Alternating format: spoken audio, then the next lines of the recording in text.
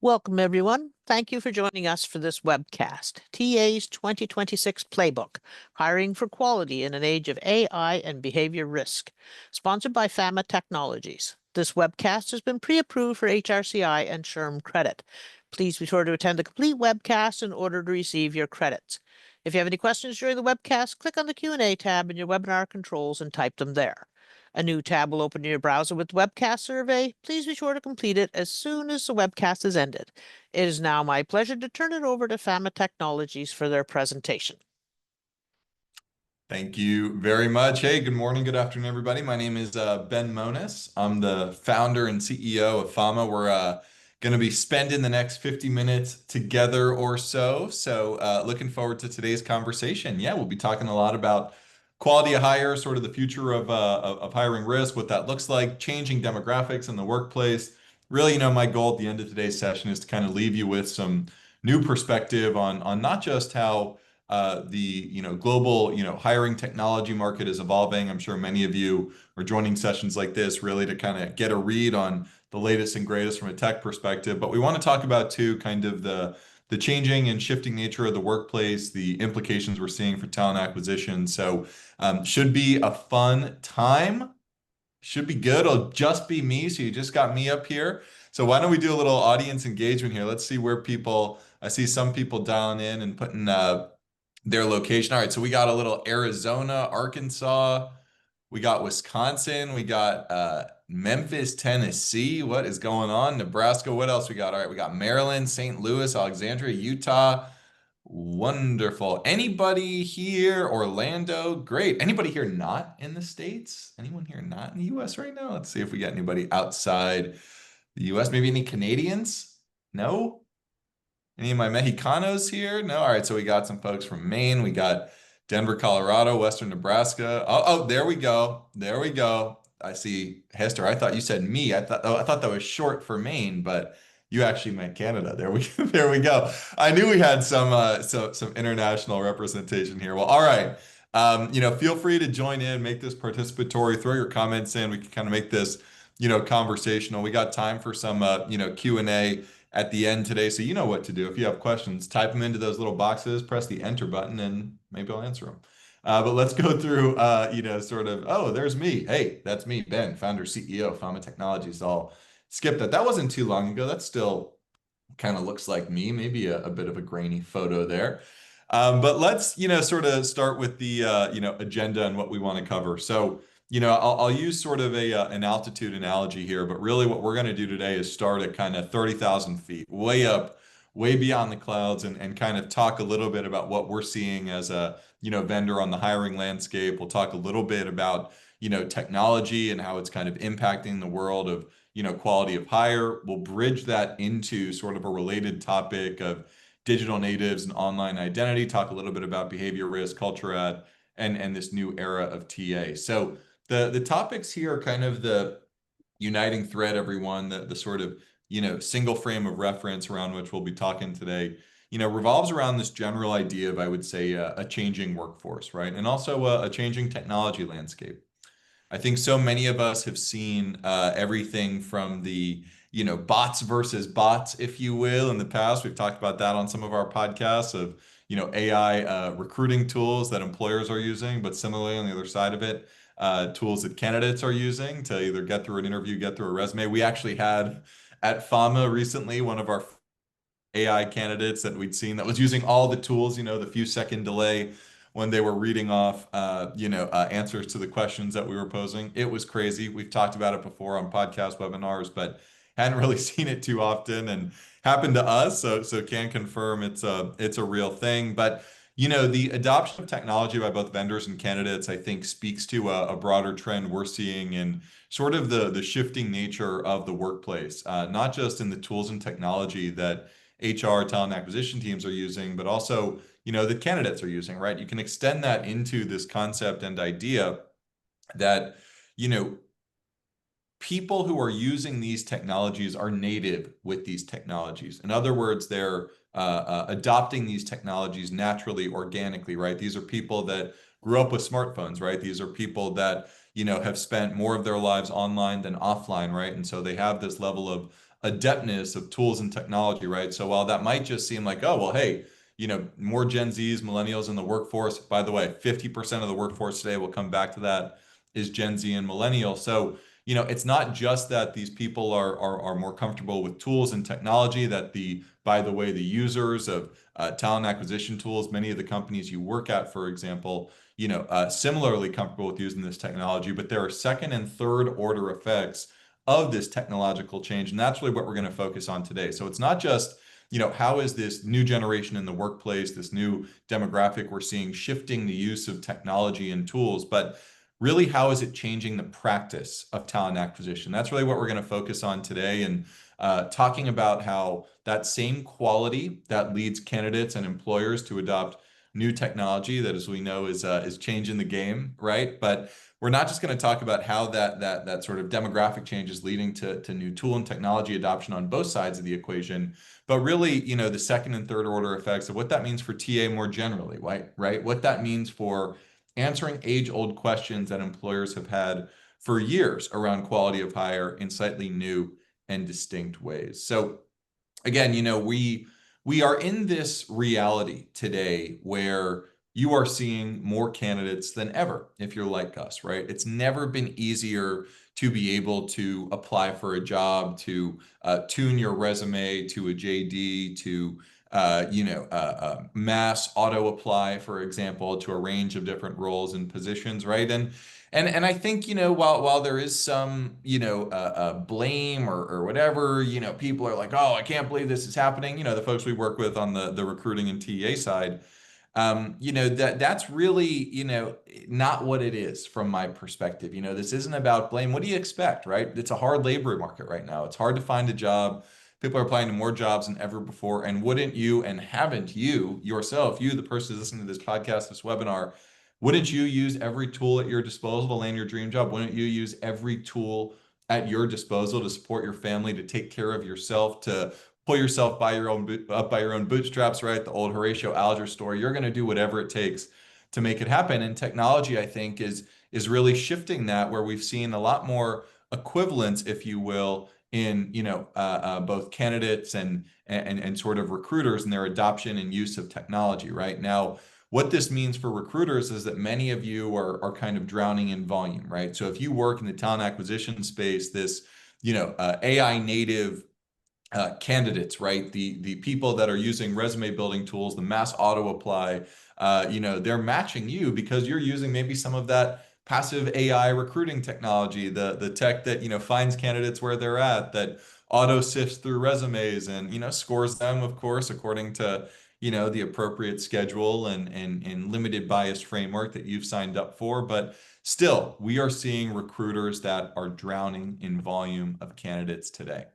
And so while I do, see personally and really understand both sides of this coin, right? I don't think this is something where you can kind of blame candidates and say, oh, well, it's too bad these candidates are adopting this technology, they should stop. That ain't going to happen, right? But while I have a high degree of empathy, and understanding for the job seeker, we're going to focus more of today's conversation on the recruiter. But I don't, I'm starting at the top with this because I don't want it to get lost that I don't think anything what I'm about to tell you is something that is someone else's fault or something that you can control, something that you can expect to change, right? In other words, like this wave that's coming of candidates using technology, of using tools, not only do I believe it's going to continue, but I believe it's the right thing for people to do, right? People are going to do whatever it takes to make it happen for their family, to put food on the table, to take care of themselves, to pull themselves up and put them, in a position to win, right? And so that's, I think, the first piece here. There's a lot of folks, when we put this slide up, they're like, oh, I can't believe all these candidates are using this new recruiting technology. It's like, hey, guess what? So are you, right? And so, we're going to talk a little bit about today kind of what that means, right? And we've sort of consolidated, the sort of pressure statement here into, how we kind of think about the overall problem set. But again, we'll just focus on recruiting for now. But TA is essentially being said, all right, you got to fill roles faster, budgets are tighter. We know that, in a tough economy, HR is typically the first place where you get the, budget reduction, the how do we do more with less? Well, what if you just didn't have this line item in the budgeting process? Maybe that's giving some of you flashbacks or PTSD from budget session. Maybe you're going through that budget session right now, but you know what I'm talking about, right? And so, the general idea here is that because candidates have access to all of this technology, because so many of them are using ChatGPT in their personal life and their professional life, there is a certain native approach that makes candidates, I believe, more efficient, faster learning, and with a much greater degree of throughput and output than maybe some of us were expecting on the talent acquisition side of things. But again, important to remember that we are all candidates too. Just because you're on the TA side, you were a candidate once, you've been hired into your company, you would do again whatever it takes to try to get through the funnel, so to speak. But doesn't mean your job is getting any easier, right? So you're saying, all right, do more with less. Keep that candidate experience up. I'm sure you hear, just like I tell our people team, the employee experience starts with that first interview, that first moment when they meet somebody from our company. And you have to try to find a way to, improve the quality of hire over time, right? Now, it is sort of a question, I think here when we bring up this topic of conflict here, the conflict between, if you will, the candidate and the recruiter, that, eventually I think there's a sense of fighting fire with fire, right? And I think that's what a lot of, vendors pitch you on, right? Is at this moment in the funnel, how do we continue to overcome that AI dressed up candidate resume, right? How do we help you overcome in the interview the fact that people are doing, avatars or face masks or things like that? We have some customers that tell us that right now they've thrown their hands up in the air and they're having candidates go like this in a job interview to make sure they're a real person. They're having candidates, because they think it's actually an AI avatar they're talking about, ask them about the location they list on their resume and one of the favorite restaurants, local tourist attractions in the area, see if they're really from that place, right? And so as much as, there is this idea and this moment to, in the candidate experience, at that stage where the pressure is on, right? And by the pressure is on, I mean, typically at the kind of, how do we get through this raft of resumes? How do we get through all interviews that we're taking, right? The question becomes, how do we intercede at that particular step, right? How do we jump in at that particular step? The question for us becomes not really, how do you fight fire with fire? I always say, candidates are like a teenager trying to sneak out. You can come up with all this other technology. You can put a lock on the door, an alarm on your house, a little bell, for example, that sits outside your kid's window on the second floor. But teens are going to find a way to get out in the same way that whatever tool, tools, technology, blockers, stage gates you put in place in that initial phase of the interview process, candidates are always going to find a way to overcome that. And we've seen that in the market time and time again, right? So I think the question becomes, do you want to continue to fight fire with fire and be in this kind of, knife fight, so to speak, with a candidate from a technology perspective, trying to help, pull out that one, Jenga block that makes their whole house fall down? Or do you really want to focus on kind of this question of quality of hire throughout the funnel? And that, really is what we're going to talk about today, is overcoming this, quality of hire crisis. So, we'll talk a little bit, I think, about why quality matters. And I think this is where, a lot of the HR teams that we work with in talent acquisition, because that question of fighting technology with technology is a difficult one, right? How do we put ourselves in a position to know exactly what the technological landscape of candidates is looking like today, what it's made up of, the tools, technologies they're using, paired with what we're doing internally, and how do we generate sort of a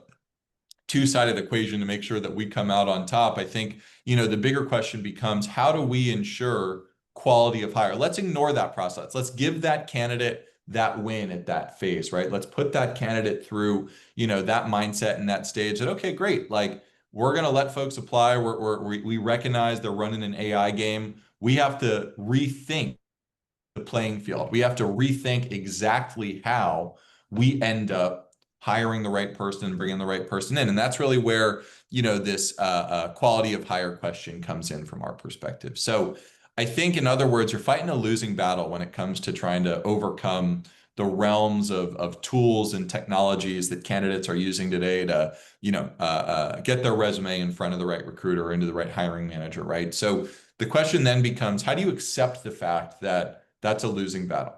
And then how do you deploy technology at other stages of the candidate screening process, the talent screening process? Now, I'm referring to stages, maybe past the initial phone screen, when you have, call it 5 or 6, candidates for a particular role. But I want to expand the definition of talent screening here and candidate screening to go kind of towards the end of the funnel, right? When we get more into the selection process. So I think what we are seeing from clients is, again, this acceptance that, we're not going to be able to overcome every single tool and technology that a candidate has to get in front of us, right? In other words, let's pick and choose the places in the candidate funnel where we really want to spend the time, where we really want to focus on our energy. And it's less on qualified, right? Because so many people try to determine and present themselves as being qualified for a position when they apply to your company to get through those initial stages, right? I think that's a lot of the first checks and balances that the talent acquisition teams and recruiters run with, is this idea and concept of how do I make sure that this person is qualified? Well, the reality is that everybody appears qualified. So the question then becomes, how do we at sequential stages of the process put tools and technology in place to focus on quality, right? How do I get a sense of the things that don't change? How do I get a sense of the value framework from that candidate that's going to, drive adherence to our code of conduct or our workplace handbook, right? How do I zero in on the sorts of behaviors that are human level, right? Not the sorts of things that, does someone have these words on their resume? Do they have a LinkedIn page? Do they have a, if it's an engineer, a GitHub page or something like that, or a certification or a license, right? So much of that is easy to either fake, present, or seem the rosiest picture possible, so to speak. So the question then becomes, how do recruiters and at what stage get at the things that really matter, which is, from our perspective, quality of hire, right? You can't fake somebody who lifts up a culture, right? You can't fake somebody that contributes to that kind of safe and welcoming workplace, right? You can't fake the idea that someone, is going to come in and treat people fairly or not openly evangelize the use of illegal drugs, right? Those are things that are very difficult for someone to fake, right? It is their behavior, it is who they are. And the impact of missing that information. And again, I'm talking about the sorts of behaviors that we've always cared about. I think every single one of your employee handbooks today, if I had to guess, includes some of these guidelines around how people behave, right? And that really becomes the central question of how are people going to act when they join? How are they going to act around fellow employees? How are they going to act around customers? How are they going to represent our brand once they're in the company? Because the qualification question, is a really difficult one to answer in the early stages or even mid stages of that funnel process. So what I'm proposing is a bit of a flip, that quality becomes the central theme in the candidate screening process. And then once we winnow down on quality, then we can begin looking at qualification. So again, this represents kind of a fundamental shift, I think, in how many recruiters approach their talent acquisition and their candidate screening process more generally. All of us say, yeah, does this person have the years of experience? Do they fit the bill?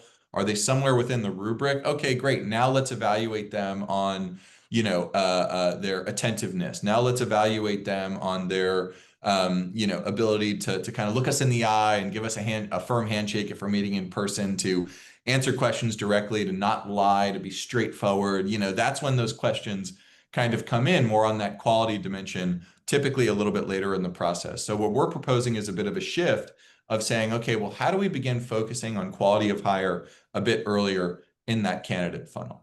And you've seen, I think, these sort of examples, and this is sort of the workplace impact, right, of what it looks like. It starts all rosy, but then you get one person in the workplace, right, that leads to, real impacts into morale, productivity, and retention of high-performing employees. We've actually found through some of our work and research and collaboration with Harvard Cornerstone On Demand that there's something called the misconduct multiplier effect, which means that if you let somebody into your organization that has, and commits some type of misconduct, and by misconduct, I mean like, fraud in the workplace, harassment in the workplace, maybe just says something like homophobic or racist, does the sorts of things that you've already deemed as extremely problematic based on your handbook and code of conduct.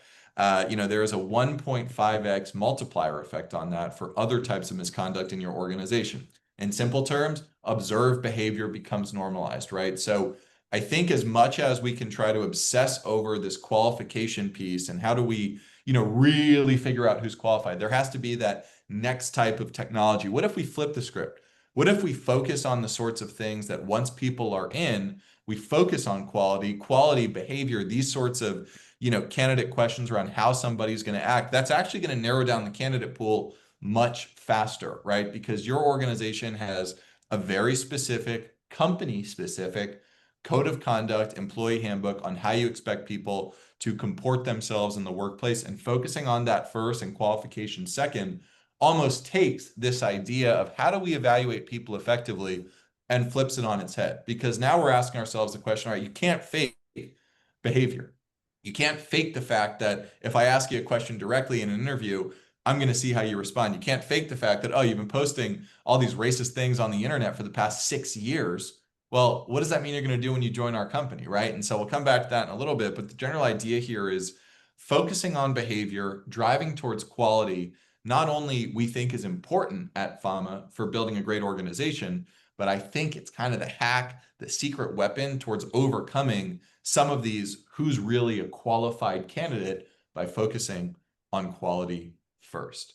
And this is really, where we can talk a little bit about how, quality is assessed today in the workplace, right? Because you're probably like, Ben, what what are you talking about?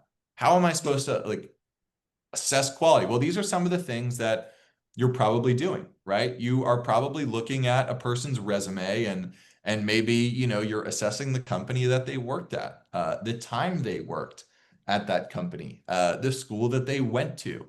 Maybe you're looking at different factors like a person's ability to work with certain types of tools or experience working in certain types of office environments as a quality indicator, right? But resumes are just credentials. They can be created. We spend enough time kind of going through that piece, but I think we all know that, references too, which is the other question. Hey, what's this person really like?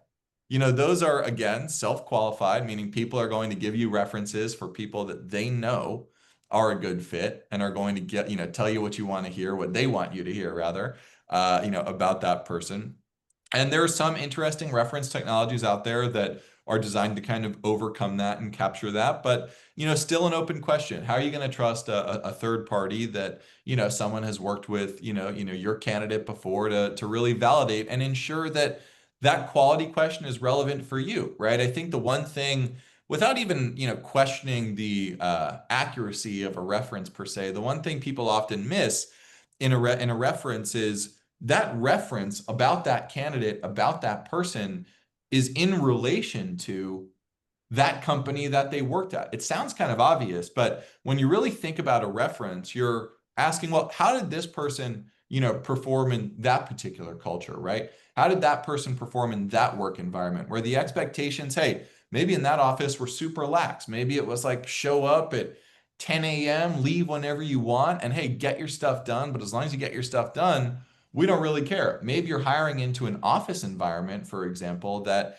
has a really strict, which is fine, attendance policy. You show up 8 a.m. every single day, you leave at 5 p.m., you wear a shirt like this, and maybe even go to the next level, you go suit and tie on top of that, or blouse for women, right? And you get, in a different type of office environment, right? So I think it's really important when you request a reference to understand this question and idea of, well, that reference works within the context of the company that they were at before, but really, how do I think about the management framework, how we organize ourselves, how we comport ourselves?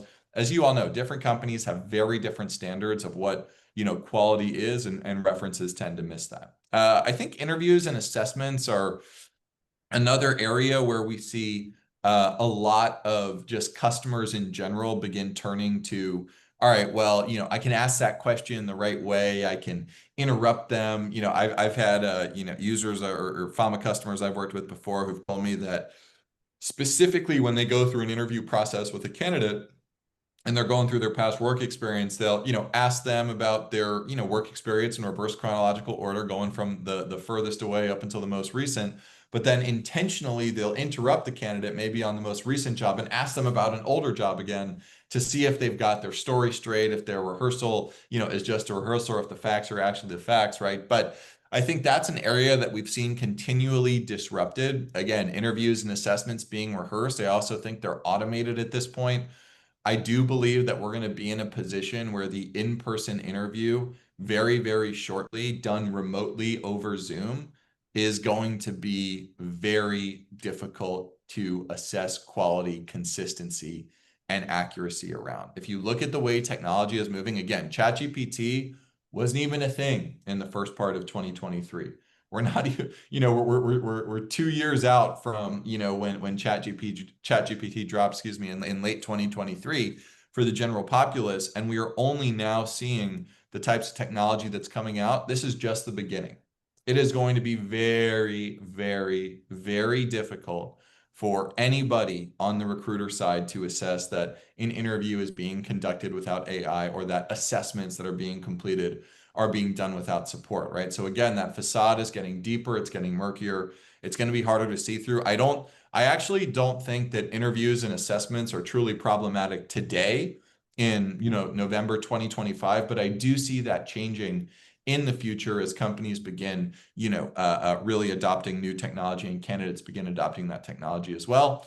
And of course, traditional background checks are great. We partner with a ton of background screening firms, but I often point out a successful background check is a clean background check. A successful background check has no information on it. There are meaning like a clear, right? You don't want somebody to have a hit. Like, that's a general idea, but background checks are the only place of any sort of technology I've seen. And I've done software, I've been doing, Fama, I've been in HR tech for 10 years now. I'm like a background screening HCM tech nerd. I'm like an influencer. I don't even know what I am in HR tech anymore. I'm on HR.com doing a podcast. I've been doing tech for 20 years, and I have never seen HR tech, CRM and transportation and logistics, digital media technology. I have never seen a product ever that's used where the absence of information is meant to communicate something positive. Meaning, like, I'm looking at a photo and I'm looking at the absence, the background of the image, the negative space of the image, and being like, oh, what a beautiful photo, that white background. I'm not even mentioning the person who's in the portrait, right? And so, we're up against this big question of, how do we begin again when everyone appears qualified, right? Do we want to go and fight that battle? Do we want to go try to go toe to toe with the candidates? I do think, hey, if you totally disagree with me, go for it. But I do think it's a losing battle to go toe to toe with candidates when it comes to assess whether or not someone is qualified. This question then of quality, reversing a bit and shifting the sequence of how you go about hiring, how you go about screening talent, and bringing some of these concepts earlier on quality of hire could be the way to do it. Now, you're probably saying, all right, Ben, traditional methods miss. I guess, what's coming, we're going to talk a little bit about, where I spend a lot of time, which is in the world of online behavior. So, again, it's halfway through the webinar. This is not meant to be, like a salesy thing whatsoever. But if you don't know who we are, what we do at Fama, we're a talent screening company. So really what we focus on is bringing the dimensions of who people are in text, image, and video on the internet compliantly into your talent screening process, whether you're auditing your existing workforce for making sure nobody is breaching the regulatory environment, leaking confidential information, or dragging your brand into hot water. But if you're like many of you on the call and you're screening from a pre-employment perspective, what we really do is help ensure conformity with, your code of conduct, your employee handbook, by identifying sorts of behaviors that lead to a quality, or on the other side of it, non-quality outcome. And why that's so important is that you can't fake this behavior, right? That's the most important piece here, is that if you look at how somebody has been acting online over the past 7 years, right? And most people are posting what you probably guess: dog pictures, the check-in at the Dodgers game. Go Dodgers, by the way. I know, sorry for my Canadian attendees here, but maybe you're posting about the Dodgers game, that amazing World Series we had recently. But we do get signal from the online record of, maybe people posting things that are hateful, vitriolic, or violent, right? The sorts of mindset that someone's going to bring into the workplace, right? These sorts of standards of behavior. We talked a little bit about the normalization of behavior. If somebody on a public context, again, is posting about being high at work, if they're bragging about, things that they've stolen from the office, right? Or maybe, have threatened people online before and say they're going to hurt them, and maybe even people they work with, that might sound crazy, like, Ben, what are you talking about? That doesn't happen. It does happen. It does happen again and again and again. And because, the nature of the workforce is changing, which we'll talk about in a second, we're seeing more and more employers say, all right, you can't fake who you've been. You can't fake what you've been saying publicly on social media for all these years, right? You can't just go back and edit things from 2022. You can't do that, right? And so employers, it's not the, it's not the, call it a single brushstroke. It's not your, magic bean that you can plant in your backyard and solve your quality of hire crisis. But, instead, this is one tool in your arsenal that we're seeing, talent acquisitions teams use to really unpack and sort of disintermediate this quality question after they've accepted, I'd say, the qualified, piece of it. And why that is really sort of what I'll call kind of this, changing nature of the workplace demographic, right? I think for a long time, employers have been doing social media and online screening. We started the company in 2015. We had acquired a company a few years later called Social Intel that actually in 2012 wrote a letter to the FTC that legalized social media screening, that actually brought social media screening under the FCRA. So this was a company, Social Intelligence, that essentially had the frame of mind back in 2012. Now, keep in mind, this is 3 years after Twitter was even released on the internet, right? So this is very, very early days. Back in 2012, Social Intel, put together a letter to the FTC and actually made it legal for social media checks to happen under the FCRA in the same way that background checks are being governed, within the FTC more generally, right? And so it's not that this is like a new phenomenon, right? You might have heard about social media or online screening before as a way to, kind of answer questions about, your culture or your brand, or ways to kind of get at some of these questions of analyzing a person's behavior as part of your talent screening process. But, when I started in 2015, I think there were something like 40% of companies that were using some form of online or social media analysis to fill in the gaps on a new hire. And a lot of that, honestly, was happening manually. People looking folks up themselves, Googling them, looking them up on Facebook at the time, maybe Instagram, which again, released around 2012 in that general time frame. But it was few and far between. I remember back then, in 2015, I'd be talking to, prospective customers, folks just like you, and people would say like, yeah, Ben, like, my kids are on social media. What does that have to do with hiring anybody? Like, I don't, I don't see how there's any reference or relevance point on who, we're bringing into the workplace. And at the time, that made sense. I think there were a lot of questions that employers had around, yeah, well, really, what portion of the workforce is this affecting? How many people in my company am I really going to have a social media presence on? How many people office are actually on social media today? Now, again, keep in mind, this is like early in the smartphone era when we started this company, right? So, it was early in the high-speed internet era too. We were still on 3G when we started this company, right? You couldn't watch videos online. TikTok didn't exist. You had to be on Wi-Fi to go on YouTube and watch a video, right? You could do it. It was a little bit choppy, of course, but the general idea back then was like, yeah, social media is this thing.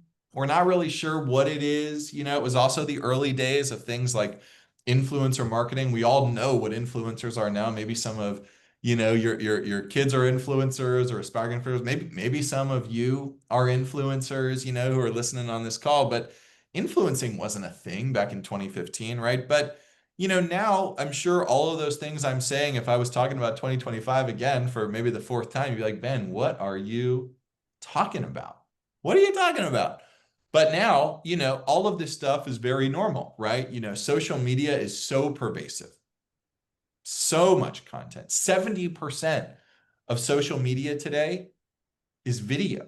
we have seen a fundamental shift, not just in the number of people with social media profiles, billions of users.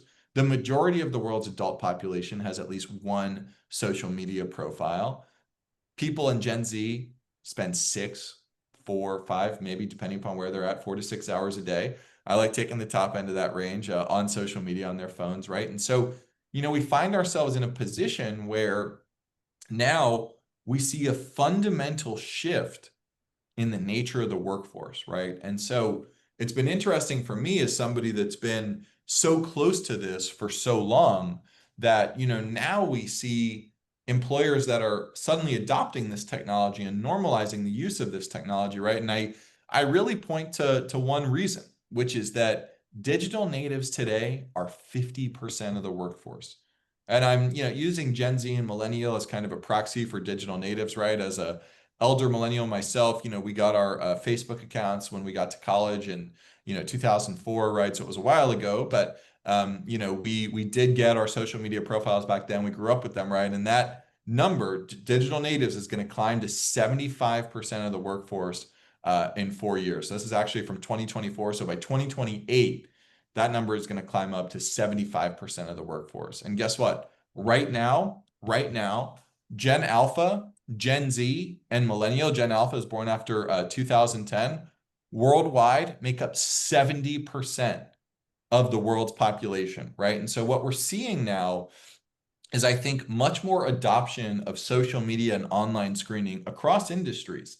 And there are some industries that are a little bit slower, I'd say, to adopt because typically they just have lower HCM budgets. And we're starting to see kind of, switch outs, if you will, of moving budget from one legacy technology type that maybe you don't use anymore to a new one like online or social media screening. But, really what we're seeing, I think, is a shift in adoption that's reflect a conflagration of factors, right? Where, we have this qualified question that we started with. Then we have, okay, this idea and concept of, if we're not going to win the qualified battle, how do we focus on quality?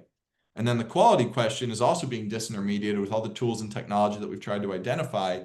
Bring in this shifting nature of the workforce, again, where people spend their time, where the evidence is, where the history of behavior exists for half of our workforce, soon to be 3/4 of our workforce, for 70% of the world's population now.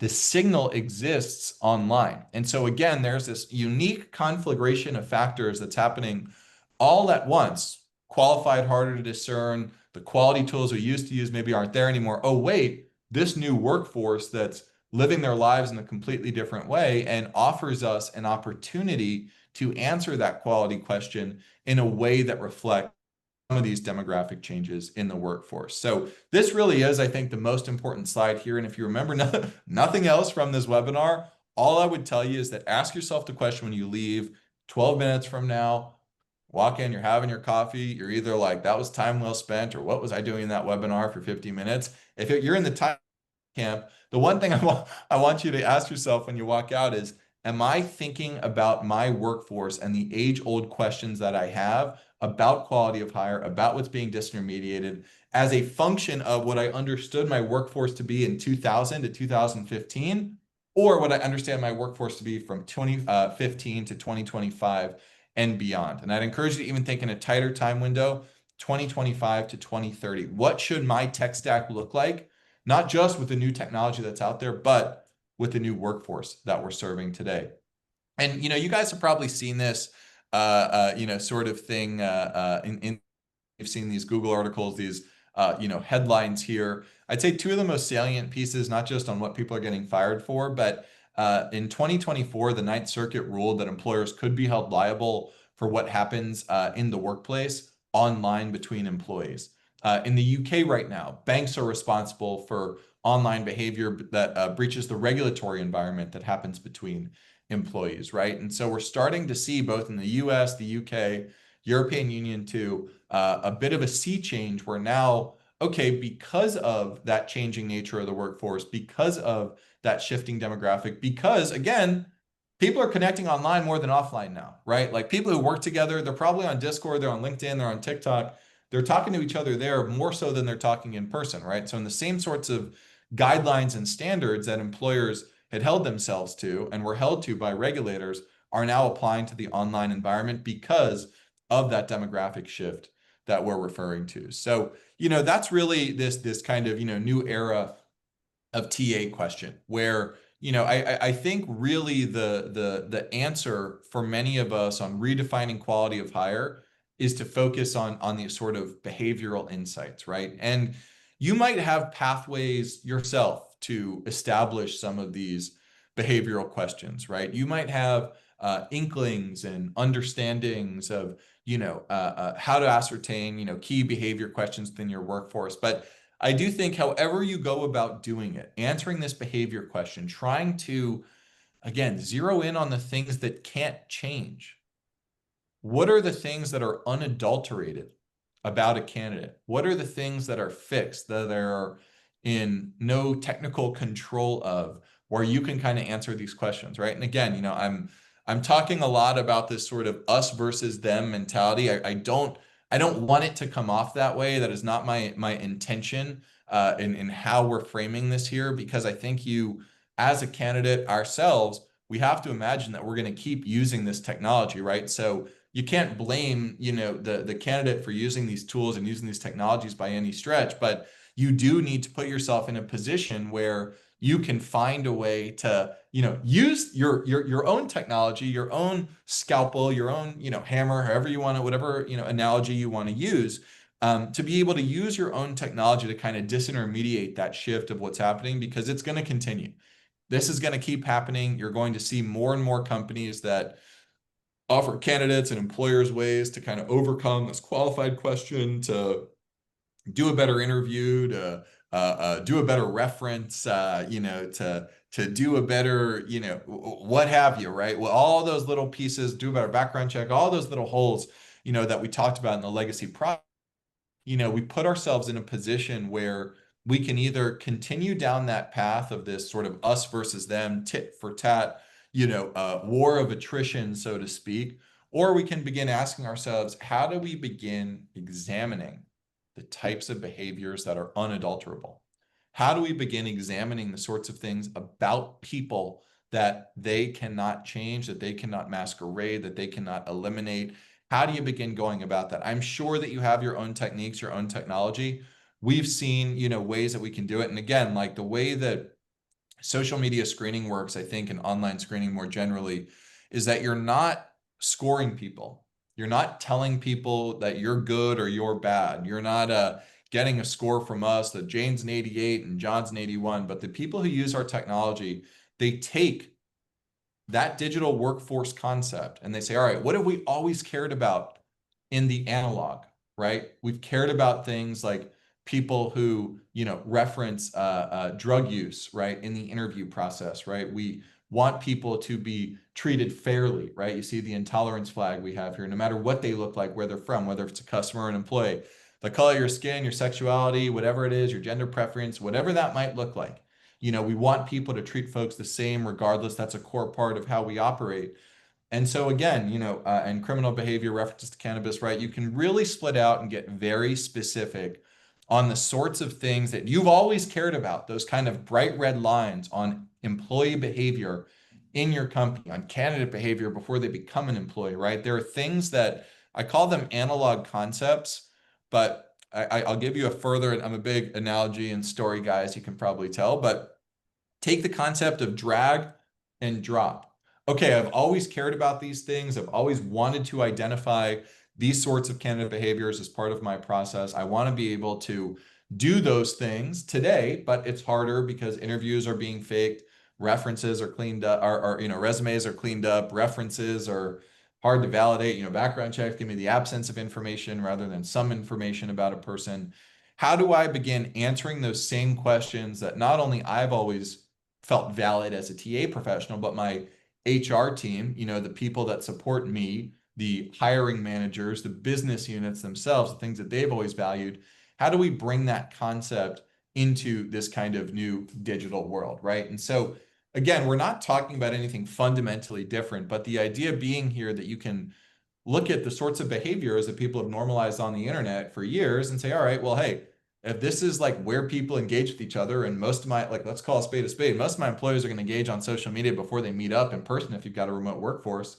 If you are in person, then you probably got maybe a day or two after that people are following each other on TikTok or LinkedIn, whatever it might be, right? And then they see, oh my gosh, this person is posting all this hateful stuff on the internet, right? That's a problem for you. I hate to say that, but that is a problem for you in 2025 when half of your workforce, and this is not really your problem because you're talent acquisition, but it's ER's problem, it's HR governance, it's other people within HR in the business unit, right, that are going to have to deal with this. But the general idea being is that you've always cared about these sorts of concepts.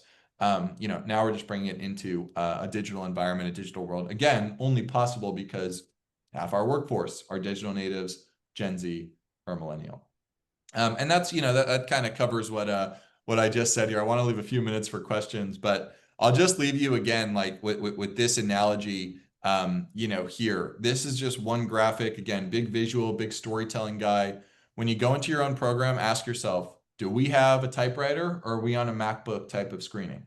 Are we screening in a way that reflects that our employees are using a typewriter to do their work every day or a high-speed laptop to do their work every day? Now, I know we weren't using typewriters in 1999, so that's a bit of like a misnomer. And sure, maybe we embellish a little bit for marketing purposes here, but this is the general idea and strategy. How do you move from what you did before to what we're doing today? And I'll just show you, like, just to leave it here, a few just like key takeaways. Last year, we stopped a workplace shooter, a doctor who was selling body parts on the internet. Yes, that's a true story. These two were more existing employee auditing, but then, yeah, a professional on the education side who was saying racist things about her students. And that was for a job applicant. So, we see this again and again in the market. These are things that all exist on the internet. You might not think that they do, but these things happen online because your workforce is online. And I know we got 3 minutes left, so I haven't been great about checking questions, but any questions for me here? Anything you guys want to cover or walk through before we part ways?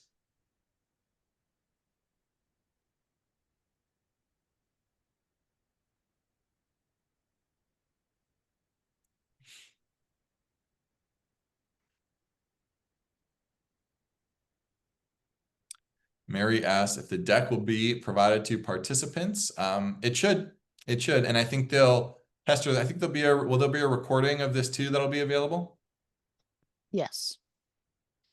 Great. Yeah, so you'll have a recording and the presentation. Yep, you just have to be logged into hr.com. Joe said, great update session, Joe. Appreciate you, man. Thanks a lot. Always fun doing this stuff. So yeah, if you guys want to learn more, of course, like spend your time going through this recording, read through the deck. If you want to connect with me on LinkedIn, I post there from time to time. Yeah, we've got a bunch of great content on the future quality of hire and all that. But again, just remember, like, you guys are in control. You know your workforce better than anybody else. If you want to fight the qualified battle, go for it. I think fight the quality one. That's where you're going to win. And with that, I'll stop sharing my screen. Say thank you very much. We appreciate you and have a good rest of your day. Stay healthy. I'd like to thank Ben as well as all of you for joining us today. If you'd like to view this webcast again, the archive recording will be available on the hr.com website within 24 hours. The webcast credit will show in your hr.com account within 2 business days and will also send you an email with your credit information. Your feedback is important to us. Please take a moment to fill out the exit survey that opened in a new browser page on your computer. This concludes our webcast. Enjoy the rest of your day.